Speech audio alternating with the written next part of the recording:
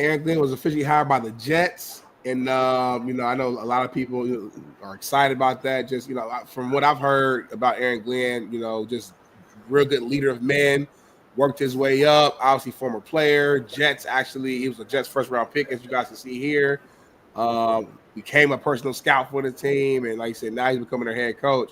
Side note, what was that comment right there? JB and Smitty, I'm an insurance agent. Y'all spot on. Appreciate you for keeping it real. So back to Aaron Glenn, though, man.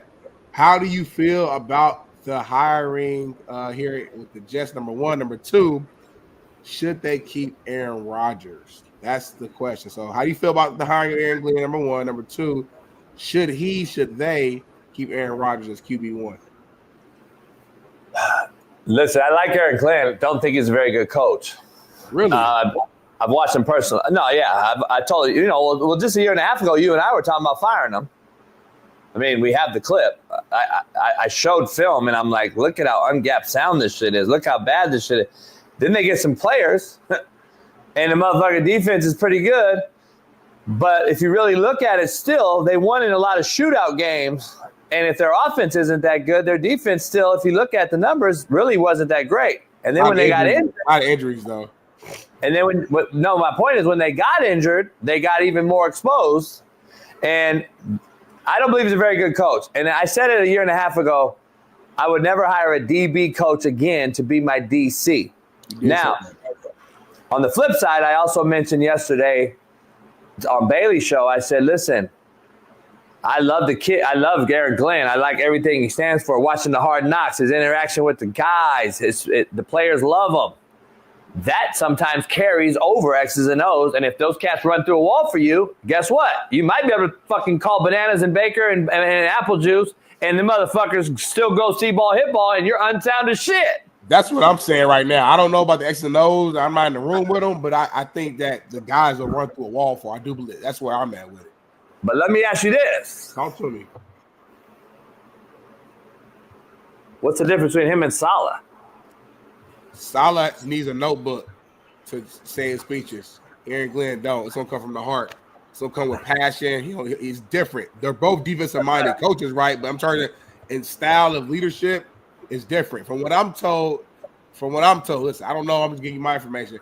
Aaron Glenn's a guy that will get after you, too. Like, he's fun and all that stuff, but he's not scared to get after you. He's not scared to call bullshit. He's not scared to yell at you if you need to. He's not scared to really cut you up.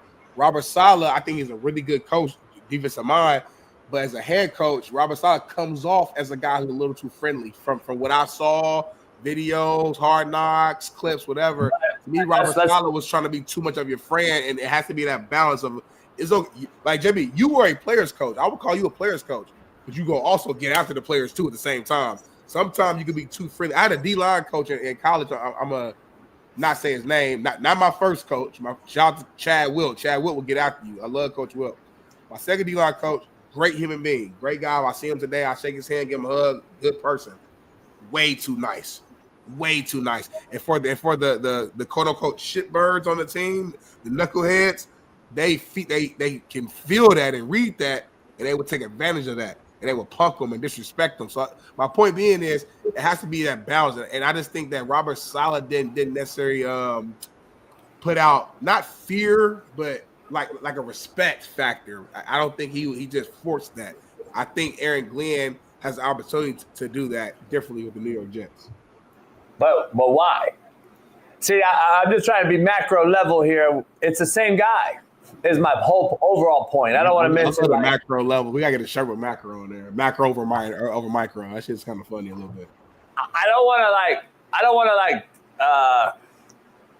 to talk about like the players coach part or any of that. We don't know. We're both gonna say because I heard players love Salah too. So Jermaine told me. I did hear that. Yeah. Jermaine didn't play for Salah in the Niners. I got insight on him, and then I'm with you. I think players do like Salah. What I'm saying is, I think they absolutely do. He is too friendly, is what I'm saying. Yeah. They absolutely like Salah. Like they love Salah. Here's my point, though, is what I'm saying. Like, the end of the day, it's the same guy. Resume-wise. Let's just say resume-wise. True. But actually, Salah actually has more experience in the actual coaching world. So I'm a bit surprised by the hire as they went with another defensive guy. That to me tells me that they're going to move on from Aaron Rodgers, to your other question, because if they're going to hire the same guy, even though Aaron Glenn's come out and said I would like to keep Rodgers, if I'm Aaron Glenn, I would like to get rid of Rodgers and I would like to start all over and make this my baby. If I'm going to take this job, put it on me. And that's how I would do it if I'm the new head coach, first-time head coach. So I don't know, man. I just think sometimes – and listen, he was just getting better at being a DC, in my opinion. And that's just my opinion. But, Bailey, pop up the screen. I shared it. Go ahead and show something. We'll take 2 minutes, and I want to talk – Smitty and I, real quick, this is Aaron Glenn on defense as a coordinator for Detroit. Okay. Just basic base cover there, man free right here, and they got this little. This is a little weak roll. We just talked about it yesterday with Noel. All right, here's the inverted guy coming down. Here's a man free safety look. We're locked, and this is basically a man free look. This guy right here in the red arrow, he has the tight end locked up. So we're in straight man free across the board, Smitty. That is locked right there on the tight end. And it's straight man free under center, and this is what it is. Here's the issue I have right out the gate, and this is what tells me if you're a coach that is a DB coach versus a D coordinator who's not a DB coach. Number one, non-DB coach coordinators would tell this guy right here, right out the jump, you better fucking put hands on this motherfucker and do not allow him an easy free release. But again, that's a DB being coached by a DB coach, and watch this soft ass fucking pass him inside to nobody, by the way. No jam, no run. I'll push his ass so hard into that D lineman, Smitty. I would have shoved his ass into that fucking D lineman right there if I'm coaching. If I'm the DC, you're fucking killing this guy because I got him here, Smitty. I'm killing this guy, and I got him here, Smitty. So I'm killing you inside. I'm not letting you free release. But anyway, that's number one. That's a DB's mindset. Number two, let's just look at the front, Smitty, and I want to get your take. We're on the left hash, okay? So this is the strength of the field's over here. The wide side of the field's over here. We're on the left hash, defensive right hash. So the defensive field is here, okay? I just want to be clear for Smitty, so Smitty understands. Smitty knows it. I want you guys to understand the field of the defense is to their left or right as an offense. So, first of all, I don't like this, Smitty. I'm just telling you straight up. Are they like in a bear? Let me see. They got a 2-eye. 3. So, on this side, you got a 5-3, but on the other side, you have a 2-eye. It looks like a 5 and a 9 on the strong side. They're in a 2-eye right here. Yeah. They're in a 3. They're in a 3-5 here, a 2-eye, and then they got a 4-eye. Yeah. And then a 9. I think this is an eagle. I think this is the Sam Backer. Got you. Yeah. That right there is the Sam Backer. He's in a mug eagle look. I would call this the eagle front. They just have this guy in a jet stance. So basically, if you want to classify it, if I was breaking down this defense out as an offense, I'm calling it bear though. Yeah, exactly. That's pretty much what it is, a bear front. So I'm calling this bear. And 44, like I told you, he's not coming, but he is the edge setter. So he's not coming like I predicted because they have to have an edge on the defense in a bear. And either he comes and you lose defense, that's why he's here, right? Yeah. Or he has to stalemate the tight end at the line of scrimmage, and then they got to do something here to get back C-gap integrity. Right. Otherwise, the outside gap is wide open. Here's a problem I don't like. I don't like this, and we're just critiquing Aaron Glenn a little bit. That's so wide that I can't get hands on this guy if something happens. I'd rather have this DN right here.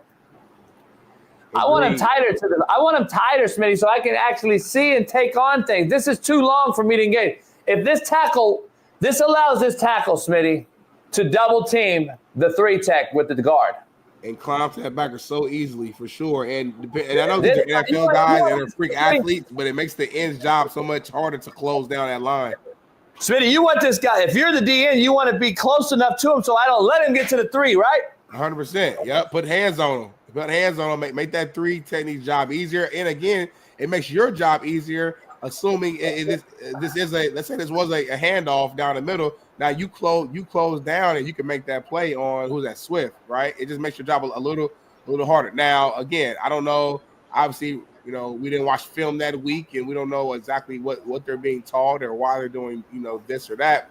Maybe he's looking at that tackle stance and he's giving off something that, hey, I know it's pass. Let me stay wide and attack this edge. Who knows? You know what I'm saying? There's always different nuances throughout the week that helps you out with that. This wide jet 9 stance though helps out the tackle for pass protection. He kicks right to you. Yep. I don't. You're helping him out being this wide. Only thing you can do is this. Because if the tackle's taught right by the OC, he understands there's already a B gap player in B gap. He's not going to leave and go in here with an A gap linebacker. Yeah. So unless they're doing a stun, of course. But if it's just straightforward, then no. Yeah. Just pre-snap. He knows he's in a 9. He's probably got CD gap. Yep. He probably has this pre-snap. So I know I'm kicking for depth, and he's going to run right into me, which he does. Yeah. So, that's just a DB coach calling defense. That's just my whole take on it. It's nothing personal. Aaron Glenn's getting better. I thought he got better over the last 2 years as being a rookie DC when MCDC hired him. But I see a lot of shit that I see from my DB coach that I made coordinator. That's the best way I can say it. When I hired my D coordinator at Indy and he was a DB guy, I saw a lot of this shit like this. I saw a lot of this shit, Smitty. Why the fuck are you inside? And why the fuck are you inside? And why the fuck can I run toss crack and get the edge on this? Holy fuck. Why is this guy not 6x2 out here? You having that outside leverage. It's way too small over here.